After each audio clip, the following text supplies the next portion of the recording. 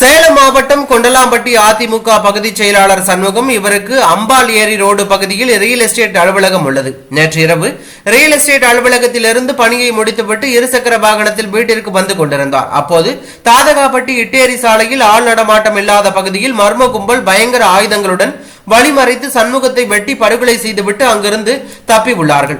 இந்த சம்பவம் தொடர்பாக போலீசாருக்கு தகவல் தெரிவிக்கப்பட்டது. போலீசாரும் உறவினர்கள் மற்றும் அதிமுகவினர் என ஏராளமான மக்கள் குவிந்தார்கள். இதனால் அங்கு பரபரப்பு நிலவியது. சண்முகத்தை கொலை செய்தவர்களை உடனடியாக கைது செய்ய வலியுறுத்தி அதிமுகவினர் போராட்டத்தில் ஈடுபட்டார்கள். இவர்களுடன் பேச்சுவார்த்தை நடத்திய பின்பு போலீசார் கொலை செய்யப்பட்ட சண்முகத்தின் உடலை மீட்டு பிரேத பரிசோதனைக்காக சேலம் அரசு மருத்துவமனைக்கு அனுப்பி வைத்தார்கள். இந்த கொலை குறித்து அன்னதானப்பட்டி போலீசார் வழக்கு பதிவு செய்து குற்றவாளிகளை பிடிக்க 5 தனிப்படைகள் அமைக்கப்பட்டு தீவிர தேடுதல் வேட்டையில் ஈடுபட்டார்கள். இதனிடையே சண்முகம் படுகொலைக்கு 55வது வார்டு கவுன்சிலர் தனபாக்கியம் கணவர் சதீஷை கைது செய்ய கோரி உறவினர்கள் கோரிக்கை விடுத்து உடலை வாங்காமல் ஆர்ப்பாட்டத்தில் ஈடுபட்டு வந்தார்கள். இந்நிலையில் தற்போது திமுகவை சேர்ந்த சதீஷை போலீசார் கைது செய்து விசாரணை மேற்கொண்டு வருகிறார்கள்.